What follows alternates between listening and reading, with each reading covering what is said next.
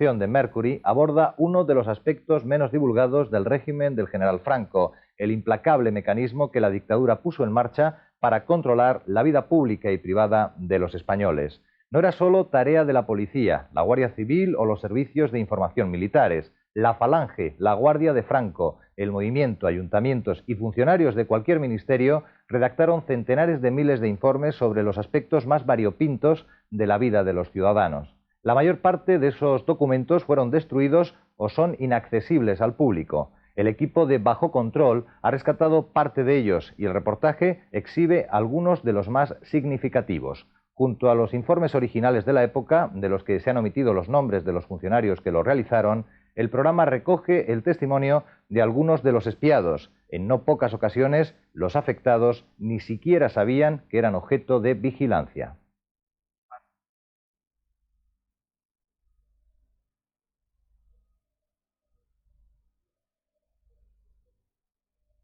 Todo queda atado y bien atado para el futuro. Todo está atado y bien atado. Quizás sea esta la frase que resume el modo de ser del régimen que imperó en España a lo largo de 4 décadas. Para pronunciarla, Franco tenía todas las garantías de que el país estaba bajo su control, un control que abarcó toda la sociedad y del que no escaparon los propios partidarios del general. Un equipo de investigación ha recopilado 20 años después de la muerte del dictador centenares de informes salvados de la destrucción a que fueron sometidos los archivos que desde comisarías y cuarteles clasificaban a los españoles y describían sus actividades.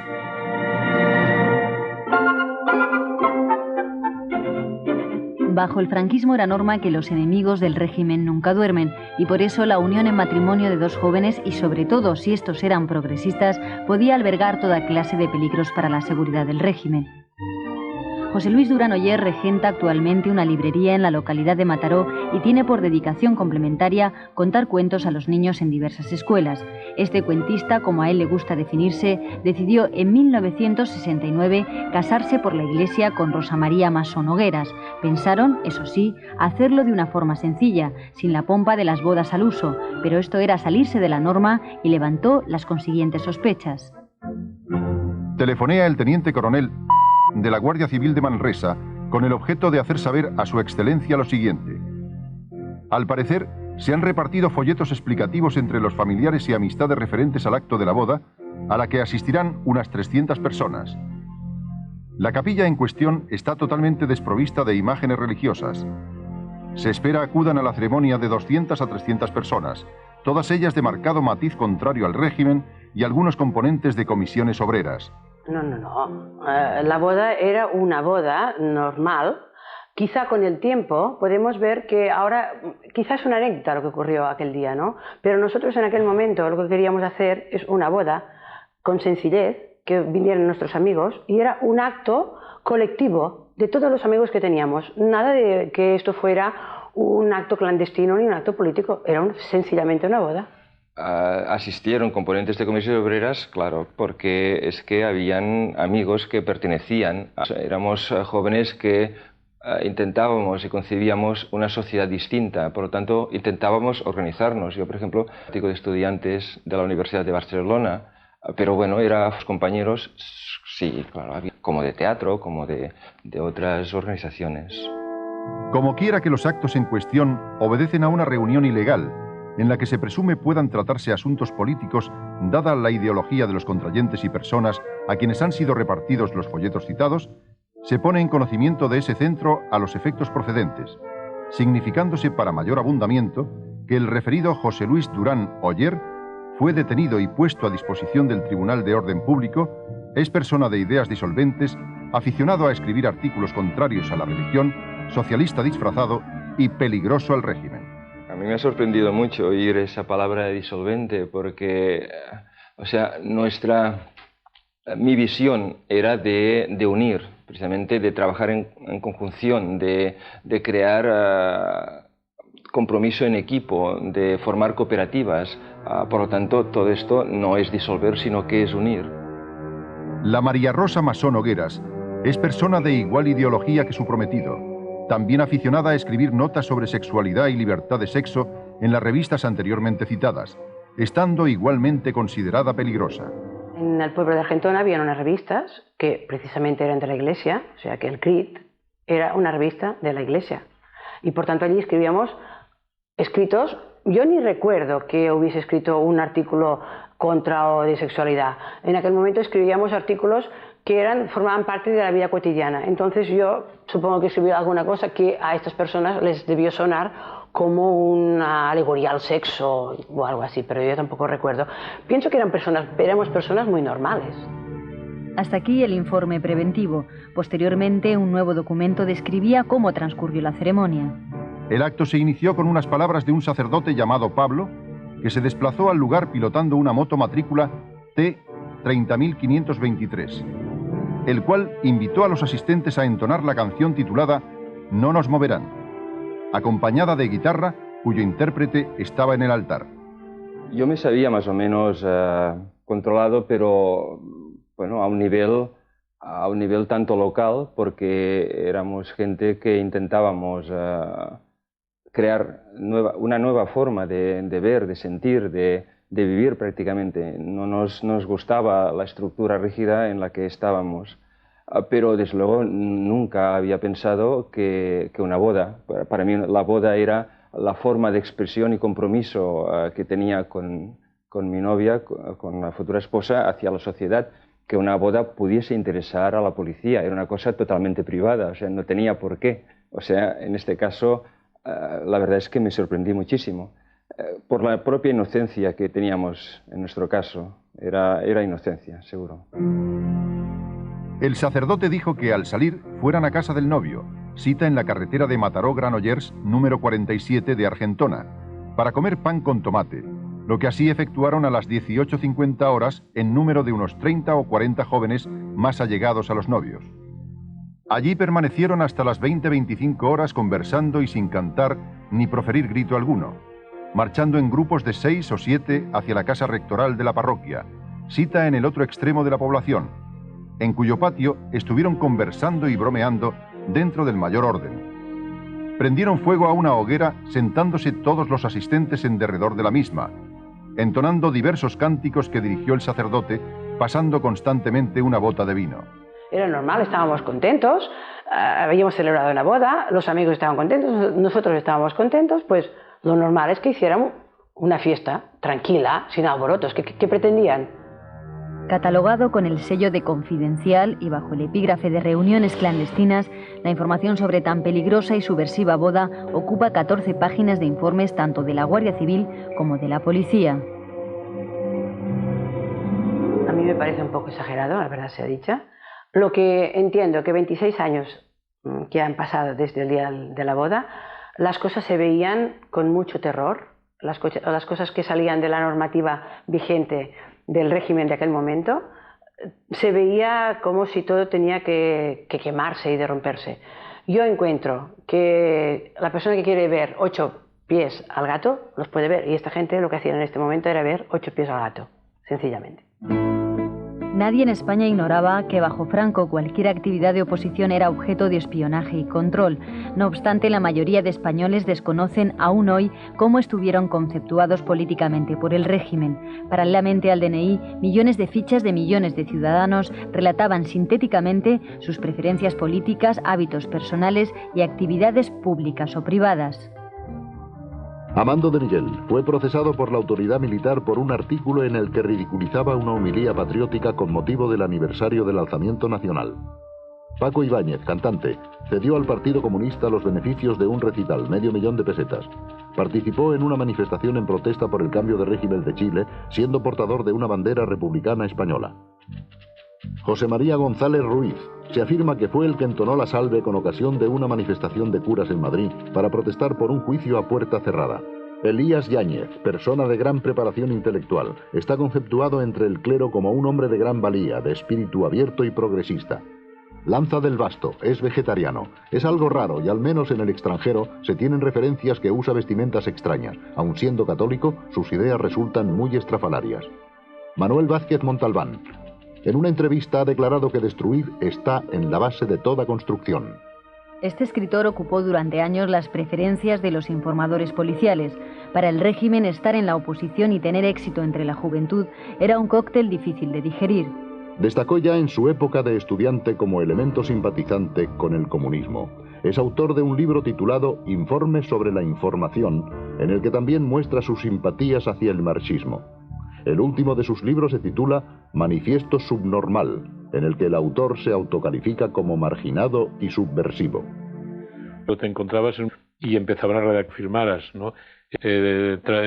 Aparentemente tratan de encontrar un estilo indirecto que no refleje un apasionamiento de carácter político a partir de lo que están reflejando, y entonces has de escoger un adjetivo aquí un juicio de valor disimulado allá, para darte cuenta que hay una intención condenatoria en lo que están explicando. Hay desiguales, por ejemplo, de los dos que ustedes me han enseñado, hay uno que me parece mejor escrito que el otro, incluso se nota que el escritor tenía ciertas veleidades literarias cuando hace algunos juicios de valor sobre lo que yo he podido escribir, lo cual incluso me hace sospechar que podía compartir el ser informador de la policía con ser funcionario del Ministerio de Información y Turismo, que en aquella época estaba plagado de informadores de la policía. Las fichas se completaban con la elaboración de interminables listas confeccionadas a partir del vaciado de las relaciones de firmantes de todo tipo de escritos de protesta. Para cualquier demócrata, el riesgo de significarse políticamente era la detención que conllevaba ser fichado y más controlado todavía. Hombre, yo como empecé firmando desde el año 60, yo creo que le preocupaba la capacidad de organización, por un lado, que significaba hacer un pliego, la respuesta no controlada por parte del régimen de una serie de personas y la trascendencia, no solo nacional, sino internacional, de ese tipo de intentos. Yo creo que ellos estaban preocupadísimos con la respuesta internacional, y por eso cualquier papel que salía siempre decían la conjura masónica, están detrás de esto las fuerzas marxistas. No solo las bodas ocuparon el interés de los guardianes de la ortodoxia política y social del régimen, lo mismo ocurrió con los entierros. La persecución política de un opositor no acababa con la muerte. En 1969, un informe confidencial de la Guardia Civil detallaba cómo se desarrolló el entierro de Lorenzo Griñomás, que había sido alcalde republicano de la localidad de San Vicente de Castellet, en la provincia de Barcelona, y cómo el finado fue fotografiado en su féretro envuelto en la bandera tricolor republicana. Dicho entierro se llevó a cabo sin que en él se practicasen los cultos religiosos, viéndose muy concurrido en su acompañamiento por distintas personas de la localidad.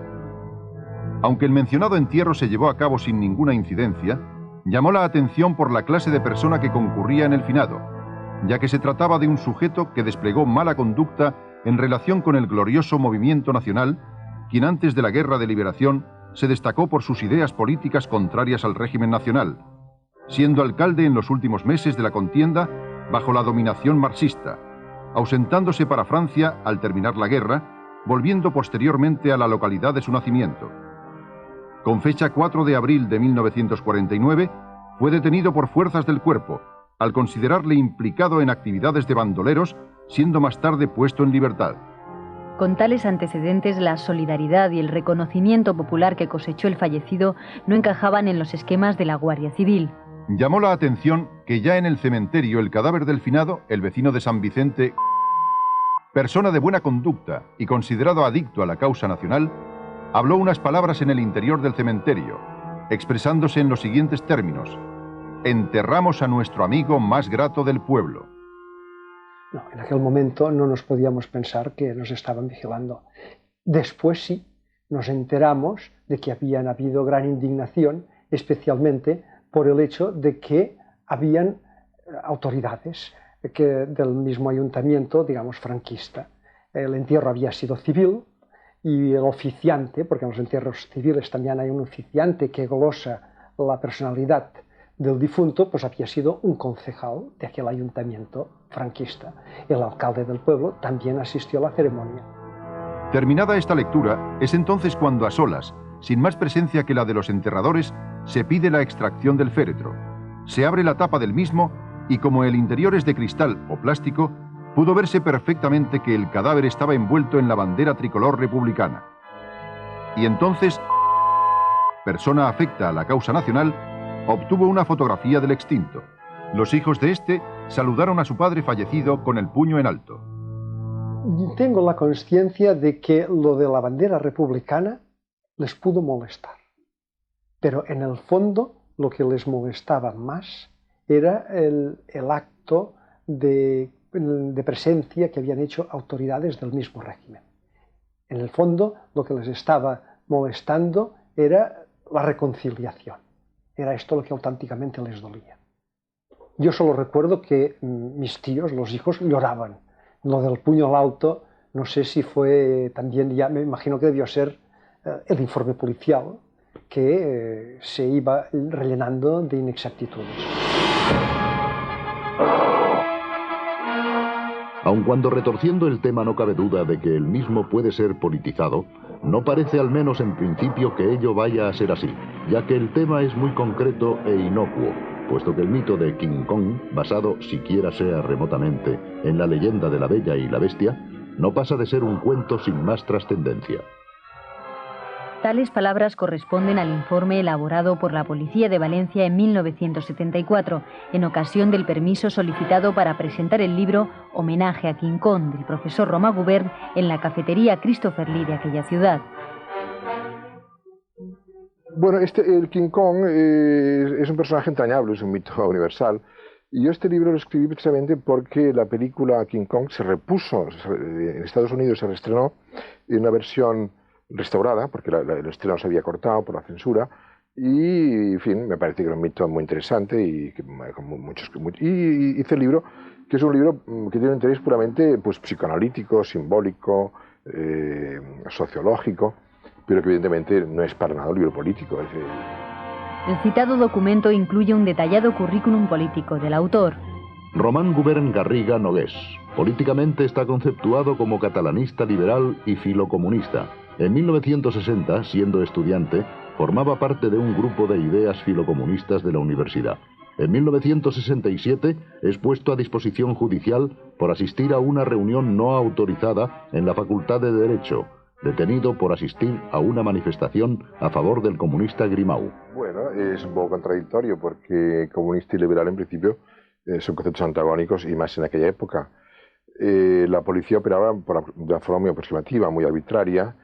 Y es cierto que yo milité en el PSUC, en el Partido Comunista Catalán, hasta el año 68, lo había ya abandonado, lo abandoné a raíz de la invasión de Checoslovaquia por las tropas del Pacto de Varsovia, y supongo que todo catalán resistente era automáticamente catalanista de una forma o de otra, por ser catalán, y liberal, porque evidentemente Franco era una dictadura y ser enemigo del franquismo era ser liberal, y luego comunista porque era un poco la bestia negra de esta gente, ¿no?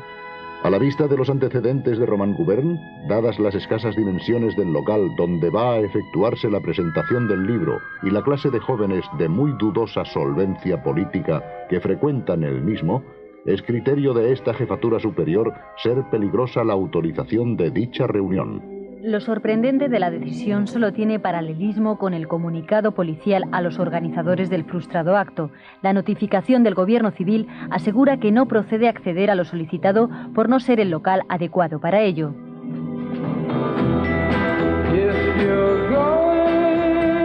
Al régimen franquista no parecían inquietarle únicamente las actividades políticas, también le preocupaban los movimientos sociales, las modas y sobre todo la juventud. La dictadura nunca asimiló el movimiento hippie al que las autoridades policiales ya en 1970 miraban con auténtico recelo. La invasión de los hippies de ambos sexos son motivo de preocupación, ya que no proporcionan más que disgustos y situaciones molestas. En Sitges se tuvo que movilizar la policía municipal para desalojar de la playa más de 200 hippies que utilizaban un amplio sector de la misma para hacer su vida, o sea, comer, dormir, hacer sus necesidades, etc., repeliendo y manteniendo apartados a gran número de bañistas que no se atrevían a aproximarse porque la presencia de tales individuos les era repulsiva. Estos hippies que atraviesan la frontera con muy pocos francos franceses, menos dólares y un par de libras esterlinas, diciendo que esperan recibir más dinero o algún cheque bancario, lo que es un subterfugio. y ante la falta de numerario se dedican al pillaje y otras fechorías. Este turismo, que lamentablemente está tomando gran incremento, desacredita notoriamente nuestro Plan Nacional Turístico en todos los sentidos, ya que los veraneantes extranjeros e indígenas no desean tener a su alrededor a tan indeseables sujetos. El régimen se generaba. Ello no cristianos de la ortodoxia del Estado Nacional Católico vieran desde el mismo momento en que el turismo comenzó a ser importante en España los peligros que suponía para la moralidad de la época. Estas son las directrices que al respecto dictaba el Ministerio de la Gobernación en una circular restringida y confidencial para los distintos gobernadores civiles. Punto de íntima relación con el desarrollo del turismo en nuestra patria es el de la moralidad, especialmente en las playas. De pocos años a esta parte, se ha observado un rápido proceso de relajación moral en cuanto afecta al vestido que en los expresados lugares viene utilizándose. Por ello, y mediante la presente circular se establecen las siguientes normas. Primera, no se permitirá el uso fuera del recinto propiamente dicho de playas y piscinas públicas de trajes de baño que, como su nombre indica, llenan su finalidad con el acto de bañarse. Segunda, en las poblaciones y establecimientos públicos de los lugares de turismo, tanto los hombres como las mujeres habrán de vestirse al menos con pantalón largo o de deporte y camisa o blusa que cubra hasta la parte superior del pantalón.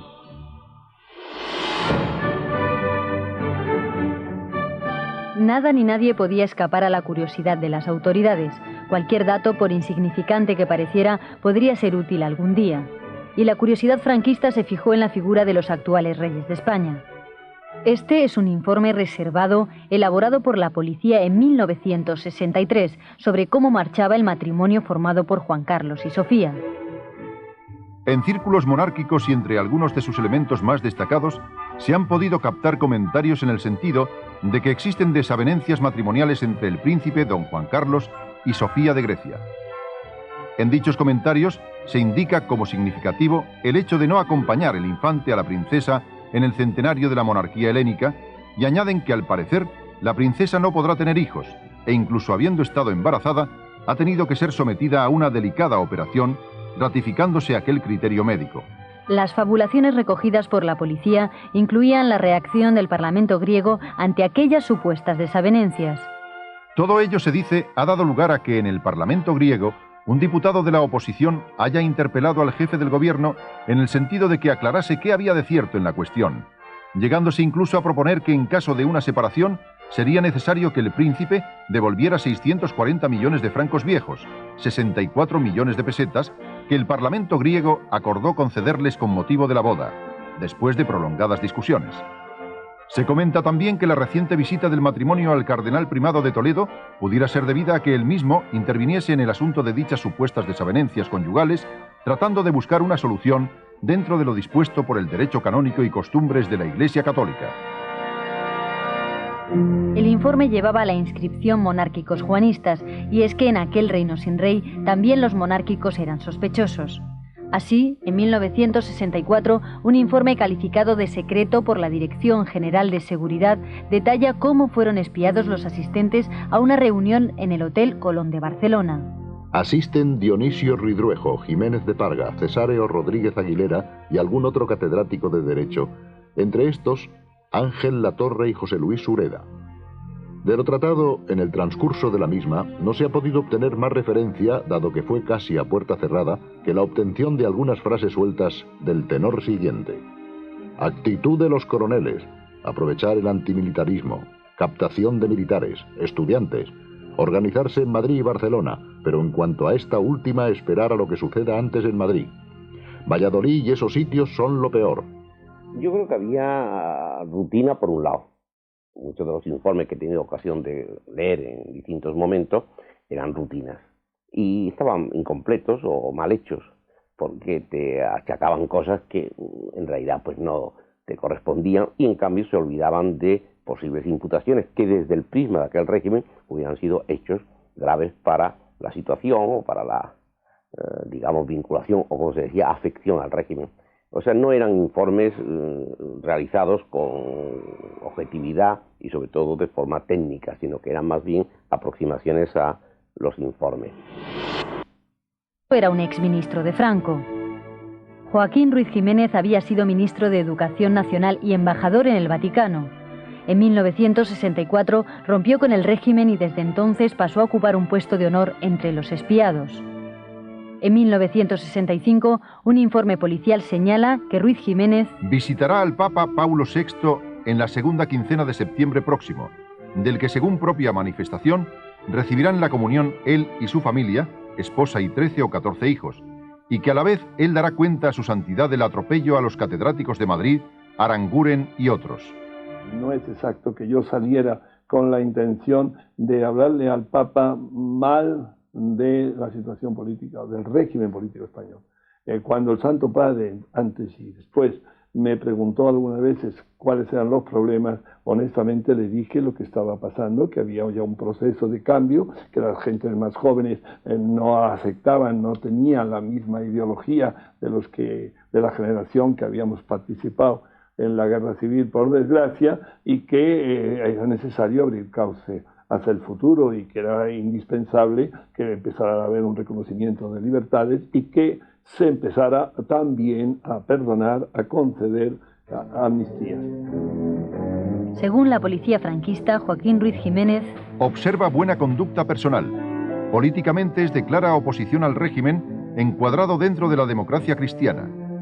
Es presidente de la Comisión Nacional de Justicia y Paz y directamente relacionado con el movimiento Pax Romana. Ha sido ministro de Educación y embajador ante la Santa Sede. Las actividades profesionales y la vida privada de Joaquín Ruiz Jiménez fueron objeto de especial y detallada atención. Así, el 16 de agosto de 1968, la policía controló la fiesta que, con motivo de su onomástica, el exministro celebró en su finca de la Costa Brava. A partir de las 10 horas, fueron llegando a los 3 delfines diversos invitados. En el interior de la finca, y a pesar de las dificultades de observación, puesto que la misma se encuentra en lo alto de la carretera y de difícil visibilidad, se pudo comprobar de una forma terminante la presencia del catedrático de la Universidad de Barcelona, don Manuel Jiménez de Parga y Cabrera, que por cierto vestía una playera de color amarillo chillón. Bueno, no era tan difícil, era una colina a 300 o 400 metros del mar, de modo que no era tan difícil. Sí, claramente era una colina y tenía algunos árboles, pero entonces todavía no muchos. No era especialmente difícil. Lo que pasa es que quizá los observadores pues no quisieron darse a conocer o que se notara la presencia de eso. Nosotros sabíamos, repito, vuelvo a insistir, que podíamos estar vigilados. Es decir, teníamos conciencia de ello. Yo no me sentí nunca un perseguido, y si yo no tengo derecho a compararme a los líderes políticos o sindicales de aquel tiempo, que evidentemente esos fueron objeto de una represión y de una fiscalización mucho más directa y mucho más oprimente. Se hace constar que todos los asistentes fueron recibidos en la puerta de su domicilio por el señor Ruiz Jiménez, invitando a un refrigerio que fue amenizado por un cantante llamado Baltasar, que interpretó Aires Canarios y de América del Sur. El control a Ruiz Jiménez se extendió a aquellos que mantenían relaciones políticas o de amistad con él. En 1970 la policía tuvo noticias de una reunión en su casa con invitados sorprendentes, ya que, según los informadores, era una reunión para derrocar al régimen. A esta reunión asistieron los también exministros don Manuel Fraga Iribarne y don Alberto Martín Artajo, así como el conspicuo catalanista político, miembro destacado del Òmnium Cultural y uno de los principales accionistas de la banca catalana, don Juan Bautista Cendrós Carbonell. En esta reunión se trató de perfilar un pacto entre las fuerzas políticas de la que dichos señores se dicen representantes, al objeto de aunar esfuerzos para derrocar al régimen que, según ellos, hace tiempo se tambalea. Que pudieran estar allí reunidos en aquel instante don Alberto Martín Artajo, con quien me ligaba una amistad fraternal y había ya dejado de ser ministro de Asuntos Exteriores hacía tiempo, don Manuel Fraga, que había sido colaborador mío, que había estado en el Ministerio de Educación Nacional de secretario general conmigo, y alguna persona más. No digo que no, pero no era esa finalidad de derrocar al régimen, que probablemente ninguno teníamos esa idea, sino de ver cómo se podía preparar una evolución que evitase una nueva guerra civil. Yo creo que esa fue nuestra fundamental preocupación.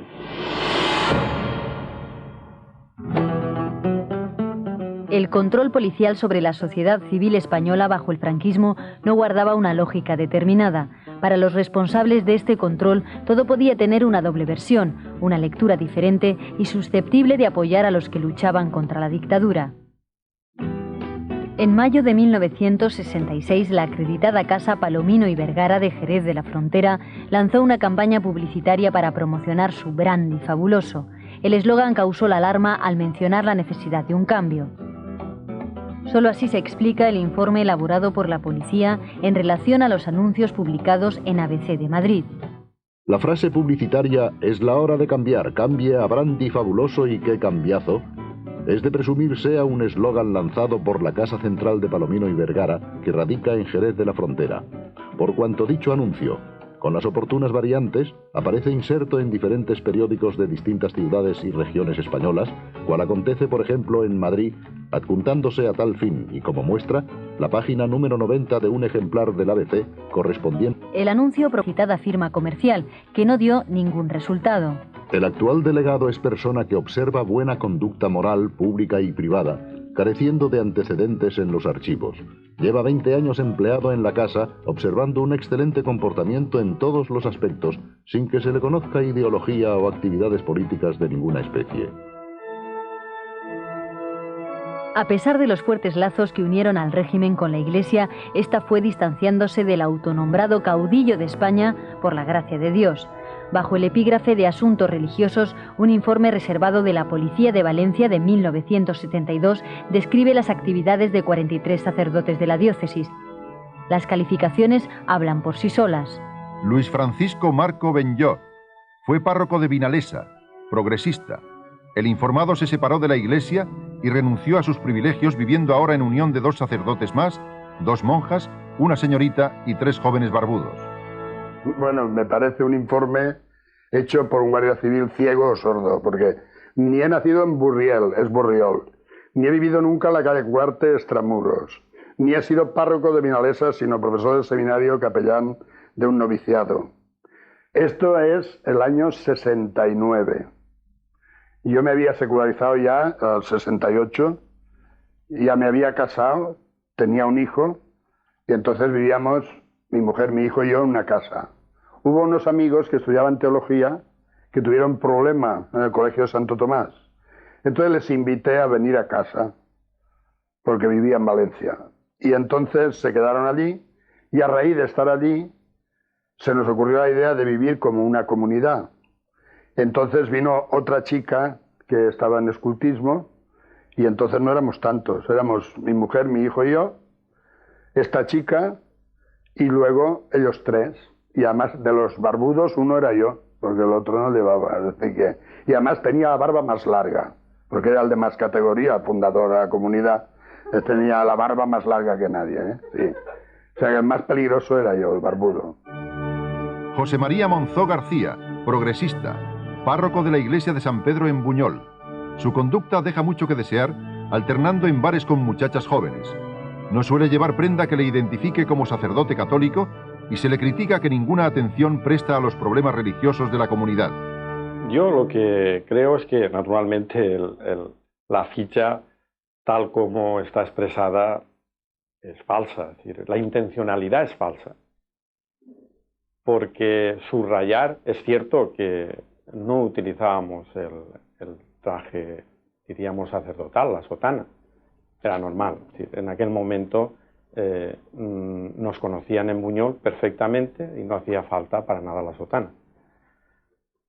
Pero que subrayen, por ejemplo, que mi trato continuo en bares o con chicas, pues tiene toda una intencionalidad calumniosa, que en aquel momento formaba parte de la lógica de la actuación de la policía. Manuel Andrés Álvarez Vázquez, filocomunista, según otros contestatario, pertenece a la parroquia de Nuestra Señora del Sagrado Corazón, barrio Barona.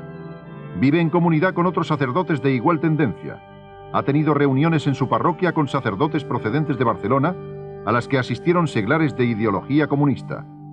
Incluso me puso el gobernador de Valencia, creo que se llamaba Sánchez Malo, me puso 1000 pesetas de multa porque permitía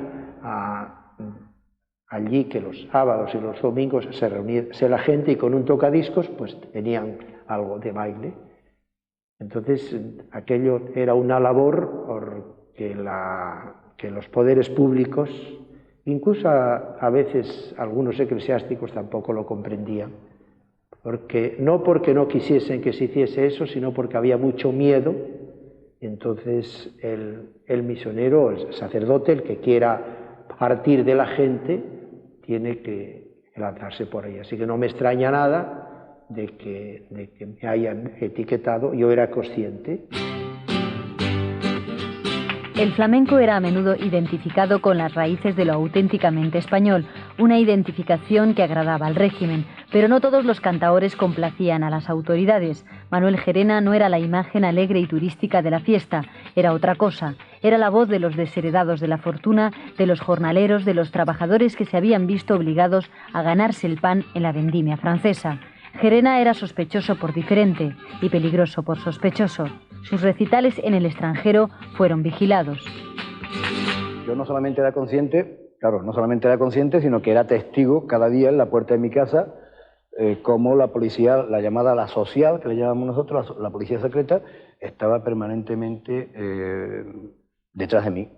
Entonces, bueno, es normal, mi teléfono estaba permanentemente pinchado, que no sé por qué leche ahora se escandalizan. Bueno, yo estoy contra, por supuesto, de que se pinche ningún teléfono, pero mi teléfono estaba permanentemente pinchado y yo decía permanentemente, y valga la redundancia, pero bueno, cabrones, ¿cuándo leche vaya a dejar de escuchar lo que ya sabéis que digo por la calle? ¿Entiendes? Y entonces se oía el clac, clac, pero no era yo solamente, eran muchas, miles de personas en este país que al fin conseguimos, a través de cosas extras, conseguimos la libertad y la democracia. Durante la media parte del recital, entre los corrillos de gente, se pudo ver a varios productores de la empresa SEAT, como asimismo elementos estudiantiles, siendo el tema general de conversación la liberación de Genoveva Forest y su cuadrilla de asesinos, así como la posible amnistía de presos políticos. Durante la actuación se oyeron gritos tales como fascistas, asesinos y abajo la dictadura. No fue detectada la presencia de ningún activista conocido. Llevaban razón, porque eran fascistas, asesinos, porque en esa época, antes y después, se asesinó mucha gente en España por pedir la libertad. En esta ocasión los policías no se limitaron a redactar el informe, sino que además se dedicaron a grabar la totalidad del recital. Las grabaciones de este recital, contenidas en 2 cintas, quedan depositadas en la brigada. Y si el grito de Gerena ponía nerviosos a los responsables de la cultura oficial, lo mismo sucedía con aquellos que sin palabras lanzaban mensajes a veces con doble intencionalidad. Els Joglars es un conjunto de mimos catalanes formado por Albert Boadella, que además lo dirige, Gloria Roñoni, Jaime Sorribas, Montserrat Torres, José María Valverde y Marta Catalá, que se encarga de la puesta en escena. Cualquier situación visual es aprovechada para construir un guión que sirva de base a la pantomima. La policía tuvo conocimiento dels Joglars en marzo de 1966. El carácter transgresor de su mimo les había llamado la atención y los espías franquistas seguirían la pista de sus actuaciones preferentemente durante sus giras en el extranjero. Las orejas del régimen eran largas y afiladas. Es en su actuación en Arezzo cuando cierta prensa de aquel país dijo que este grupo teatral, representando su obra El Diario, había ido a Italia para criticar a Franco, a su dictadura, a las estructuras, etc. Y también que la obra en cuestión era una estampa punzante de la prensa española de hoy. Nosotros en Italia no notamos absolutamente nada, y es extraño porque el tío del bigotito con la gabardina se lo hubiera detectado en Italia, porque en Italia acostumbran a ir un poco más elegantes los policías, pero realmente estuvieron en este caso discretos, a menos que los que hicieron el informe fueran directamente los cónsules o los empleados de la embajada, que todo es posible. Alberto Boadella Oncins, profesor de teatro. Eventualmente, además, da representaciones teatrales en Cataluña como actor y director del grupo. Está casado y tiene un hijo de 2 años. Ayuda a la manutención de sus padres muy ancianos que carecen de medios propios de vida. Observa buena conducta moral pública y privada. No se le conocen actividades contrarias al régimen del que está considerado como indiferente. Yo creo que afortunadamente está mal etiquetada esta actitud, ¿no? Porque de hecho no era indiferente, y no era indiferente ni yo ni mi padre, que era un antifranquista militante tremendamente activo incluso, ¿no? Lo que ocurre es que normalmente lo que no hice jamás fueron manifestaciones públicas antifranquistas, es decir, yo preferí hacer mi trabajo a través del teatro. Por lo tanto, dentro de sus fichas, como yo no había hecho declaraciones en la prensa extranjera o no había escrito determinadas cosas, o a lo mejor quizás no me habían detectado o no me habían detenido en las manifestaciones, a las pocas manifestaciones que yo asistía, pues supongo que la ficha en este sentido estaría correcta de cara a ellos, pero en la verdad, afortunadamente, estaban equivocados.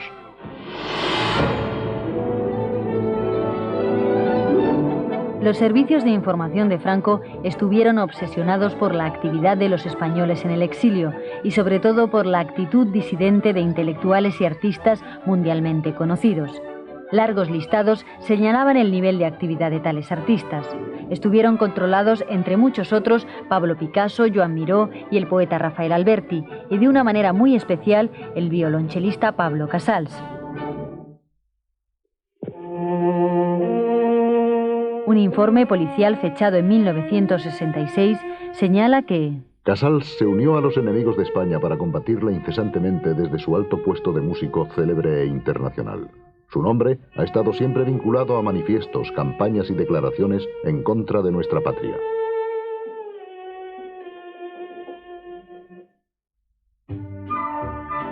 El informe policial hecho por agentes desplazados desde Barcelona al sur de Francia con motivo de su 90 aniversario realiza una incursión más que curiosa sobre la vida privada. Estuvo rodeado de amigas y queridas, impresionadas por su gran talento musical. Mas lo curioso es saber que Casals, en sus relaciones sexuales, nunca jugó el papel de íncubo, conductor o conquistador, como corresponde a una recia personalidad viril o varonil, sino que siempre fue el conquistado. No fue agente activo, sino pasivo. Se veía envuelto en la conquista, en el gancho de su fama musical, y la timidez de su carácter le impedía deshacerse de ellas.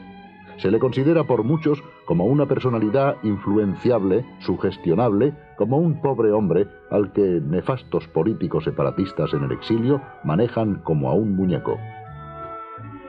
También las visitas del extranjero eran peligrosas. El 10 de julio de 1968 visitó España el matrimonio formado por Armando Hart y Heidi Santamaría, miembros los dos de la dirección del Partido Comunista de Cuba. Se alojaron en casa del poeta José Agustín Goytisolo y fue el propio Servicio de Protección Policial a los dirigentes cubanos el encargado de transcribir en un informe cuántos contactos mantuvieron.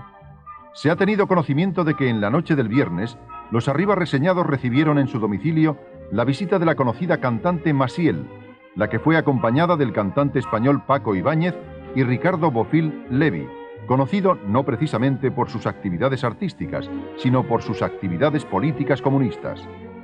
El estilo de estos informes de la policía que ahora se conocen, la gente puede tener acceso a ellos, ¿cómo no me van a recordar cosas vividas, ¿no? El problema está en que no sabían expresarse bien en castellano, y no por mala fe para perjudicar a la persona, sino porque se embrollaban y salía una cosa muy rara. Y el que estaba a máquina no era ni el jefe de policía, ni el jefe de la brigada político-social, sino un pobre tipo allí lleno de caspa y tal, que estaba dándole a la máquina Underwood de estas viejas. Tú no puedes volver atrás. La policía vio en la reunión una buena ocasión para la obtención de información de primera mano sobre intelectuales no adictos al régimen. Después de un pequeño recital a cargo de Paco Ibáñez, aunque no se puede precisar con exactitud, parece ser que el grupo de los españoles y principalmente el Ricardo Bofill trató de hablar de temas políticos, a lo que Armando Hart, tratando de desviar el tema y con ironía, les contestó que si creían ellos que la revolución se hace a base de vino y mujeres. El sábado por la noche se desplazaron a la finca propiedad de José Agustín Goytisolo, el cual estaba con su esposa e hija, otro joven desconocido, y la actriz española Lali Soldevila. La cena en la finca transcurrió con normalidad, pero en la sobremesa se entabló una pequeña discusión entre Goytisolo y Heidi Santamaría. En el transcurso de la misma, pronunció la siguiente frase: «Aquí ni buró político ni nada, la que manda soy yo». Recuerdo, creo que fue en Cambrils, sí, en Cambrils, que Armando Hart dijo, bueno, vamos a dar un baño, nos echamos al agua y los policías cubanos, eran dos, sí, se echaron al agua y dimos la vuelta a una escollera y los policías españoles dicen, vuelvan. Y es que no sabían nadar. Y yo me quedé muy avergonzado porque pensé qué imagen van a tener. Después hay gente que dice que tenemos una policía sanguinaria y dicen, no saben ni nadar, es que es casi daba vergüenza. La dictadura acumuló un volumen de información que le desbordaba. Por fortuna, el régimen franquista no disponía aún de las sofisticadas técnicas informáticas actuales. Ahora, 20 años después de la muerte de Franco, el hecho de que estos documentos salgan a la luz pública son un testimonio inapelable de las prácticas de aquel régimen. Yo lo considero muy útil. Tengo 7 hijos y de edades, por tanto, ya algunos de ellos conocieron muy poco lo que fue el régimen anterior y a veces hablo con ellos y noto que para ellos estos acontecimientos son muy lejanos. Somos los que somos gracias a lo que fuimos. Y por ello creo que no está de más que se sepa de dónde salimos y sobre todo con un carácter pedagógico para que las nuevas generaciones, conociendo lo que fue aquello, estén decididas a no repetirlo. Esto es muy importante. Sí, a mí me parece bien que esto se dé a la luz. Yo lo daría casi en páginas cómicas, en tiritas cómicas. Porque realmente algunos son de risa, vamos. No se pueden leer sin que uno le salte una sonrisa en el recuerdo, ¿no? Como decir, ¿cómo es posible?